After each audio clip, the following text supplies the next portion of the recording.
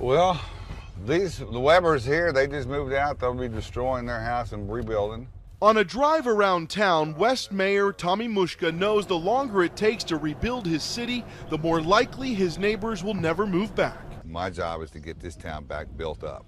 But the mayor's job is getting harder. The Federal Emergency Management Agency has denied Texas Governor Rick Perry's request for disaster aid to rebuild schools, roads, as well as water and sewage lines. The news stings. I don't know. I don't know if we needed 50 more houses to blow up or 5 more firemen to die to make it a disaster. I don't know. I don't know what I don't know what their definition is of a disaster. After the explosion, politicians rolled into town making big promises. Governor Rick Perry. We will never forget what happened. And President Obama. We stand with you and we do not forget. And we'll be there even after the cameras leave.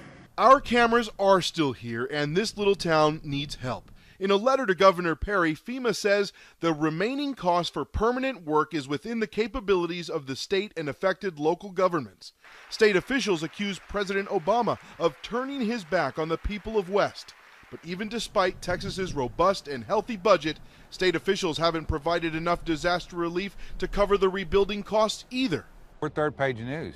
Mayor Mushka says the city has a $2 million yearly budget and needs $17 million to repair the damaged infrastructure. And officials say the school system is lacking about $25 million to rebuild 2 destroyed schools.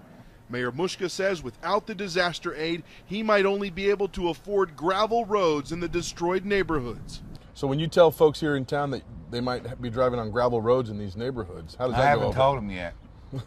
But we'll see. You're not looking they're forward to going to that? understand it. I mean, they're going to have to understand it.